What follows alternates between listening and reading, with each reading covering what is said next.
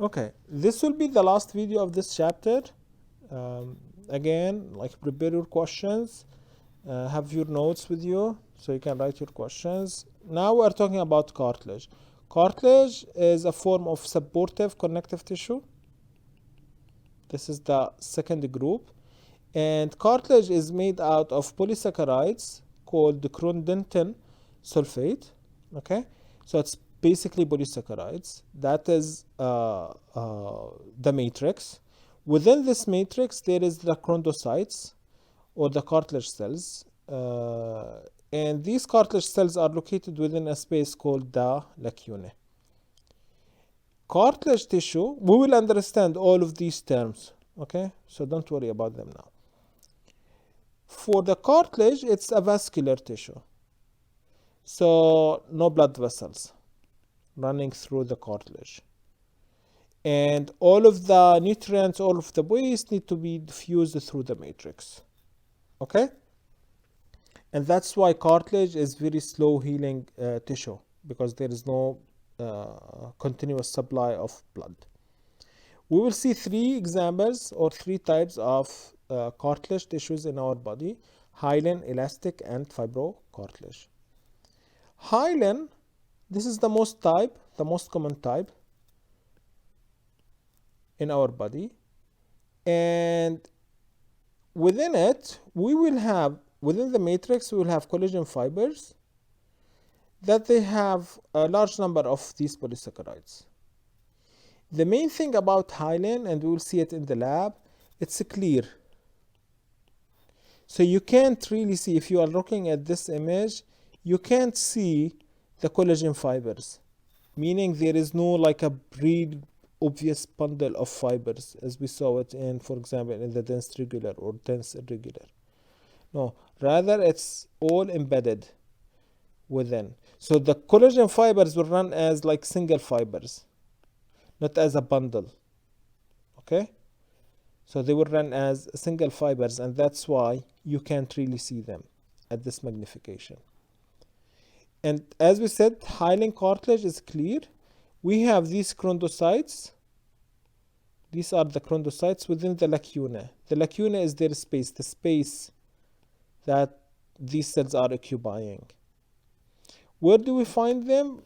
We find them, for example, in the rib cage. We find them when in the joints. Okay, basically we find them almost everywhere in our body. Okay, whenever there is a joint, whether it's small or big, then there is a movable joint, especially movable joints. Then there is hyaline cartilage there. So this is the first one. Second one is elastic cartilage. Here, as the name suggests, we have elastic fibers and, of course, collagen fibers within the matrix. So in this case, we are going to see the elastic fibers. All of these lines are elastic fibers. For the chondrocytes they are within the lacuna. And elastic fibers, in the elastic cartilage, because of the elastic fibers, it's extremely flexible. It has a great elasticity, like the external ear. You can hold your external ear, you can like bend it and so on, and leave it. It will go back to its shape. That's because of the elastic fibers within this elastic cartilage. The third type is something called fibrocartilage. Here we have fibers. Fibro, of course, mainly is collagen. But these collagen fibers now are running in bundles. As you can see here, for example. They are running in bundles. You can see them. Right? And cartilage, the matrix. So that's the two types. That's from where the name is coming. Fibro, because of collagen fibers, and the matrix that is making the cartilage. We said cartilage, maybe I said it, maybe I'm not sure. It's strong, yet flexible material.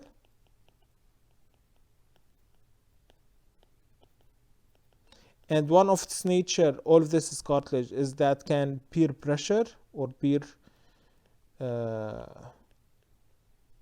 stretch, okay? Now, If you remember, collagen fibers, we said one of their things is they have very strong tensile strength, right? So add this collagen fibers to this pressure, add this collagen fibers to the cartilage, and you will get really, really tough materials. It's really tough material. Where you will find it, see, for example, you will find it in the intervertebral disc, where you will have between the vertebra, this is the fibrocartilage.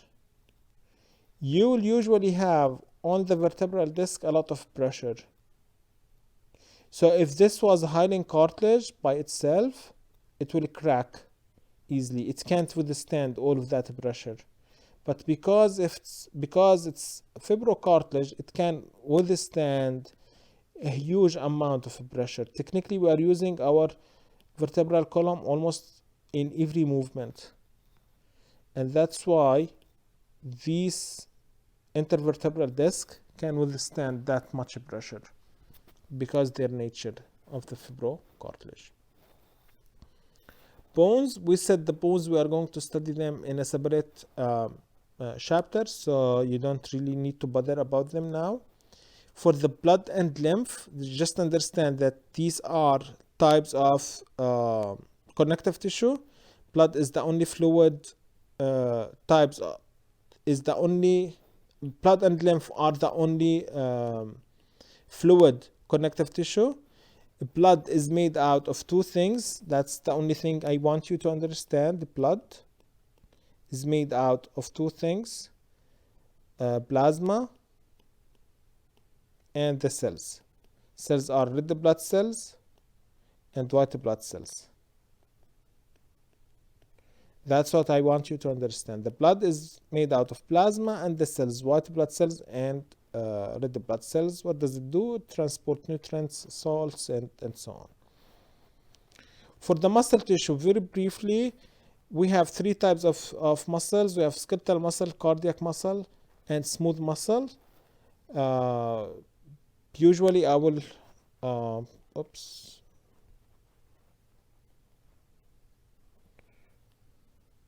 we'll do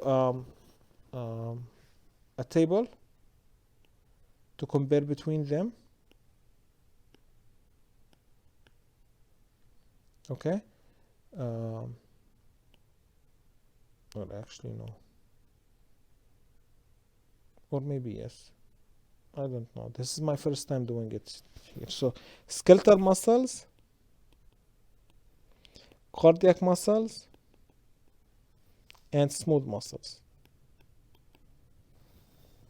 We have the appearance,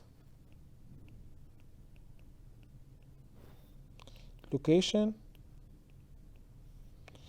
and we can say function, or actually, you know what?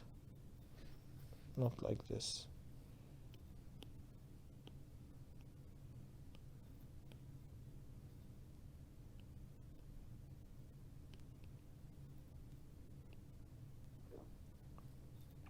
So here is the skeletal, here is the cardiac, and here is the smooth. Okay, for appearance,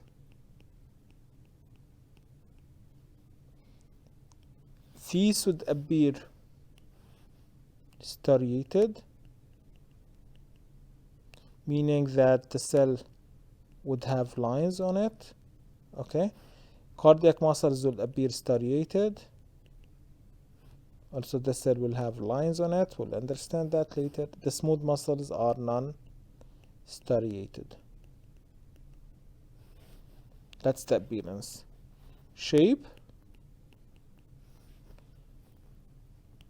These are cylindrical and long. Okay, these are branched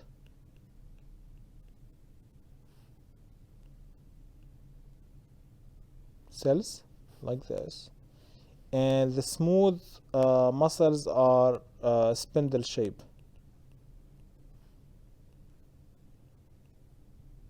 Something like this. Okay. Number of nuclei, multiple, 1 to 2, mostly 1, and here just 1. Okay. Another thing about the differences between these cells or between these muscles, we can say whether they are voluntary. Here it's voluntary, here it's involuntary, and of course here it's involuntary. Okay. Location,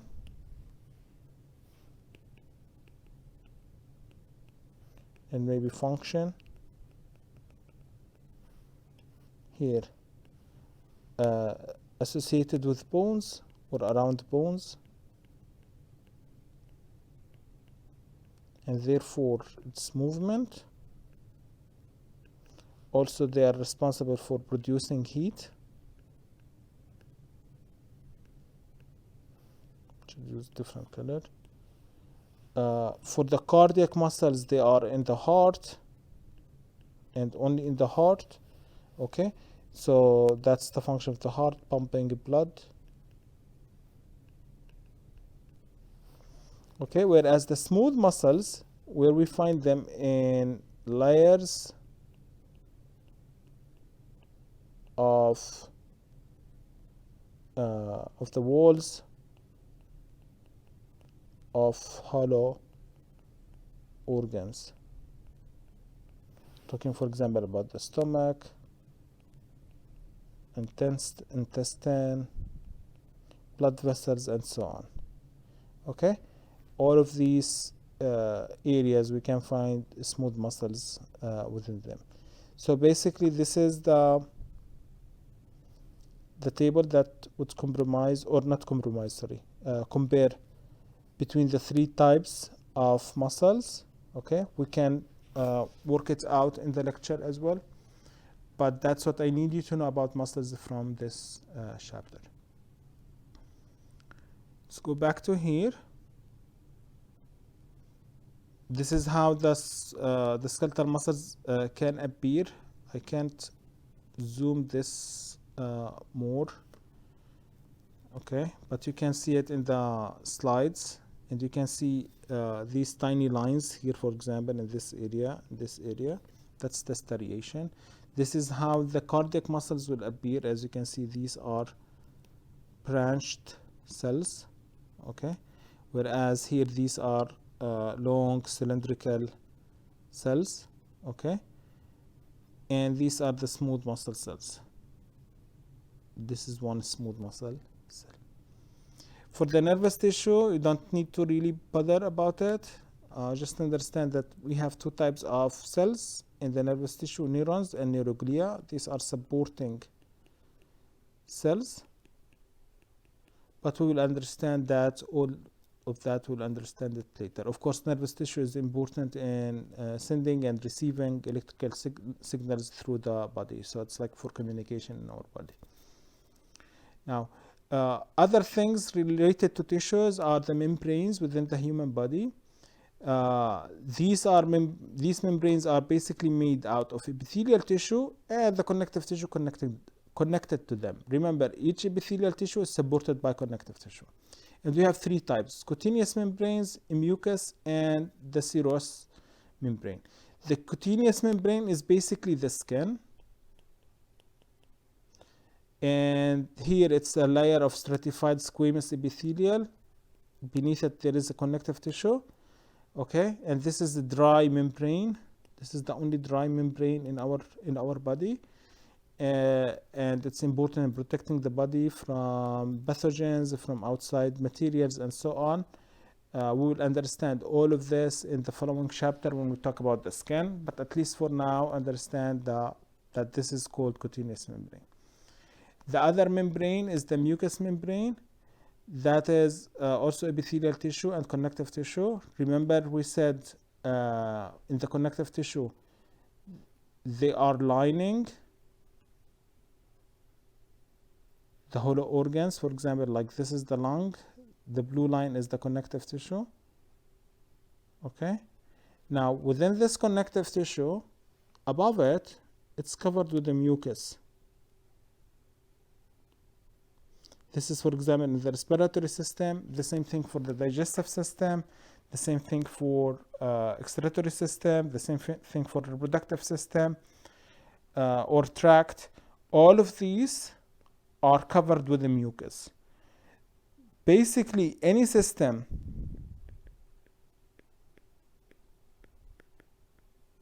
that gets material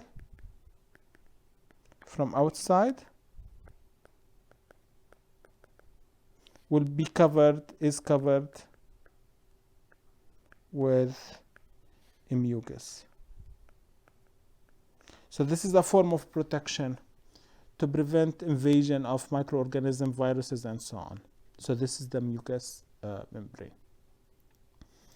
And the serosal membrane, we already talked about this in chapter 1. We said these are two layers of membranes, the parietal and the visceral, the parietal and the visceral. And these usually are to reduce frictions. And we said there are 3 examples that we are going to study and focus on: the pleura for the lungs, pericardium for the heart, and the peritoneum for the abdominal organs. So these are the 3 types of membranes you need to be aware of in this chapter. And basically that's all for this chapter. We'll meet in lecture and we'll see your questions there.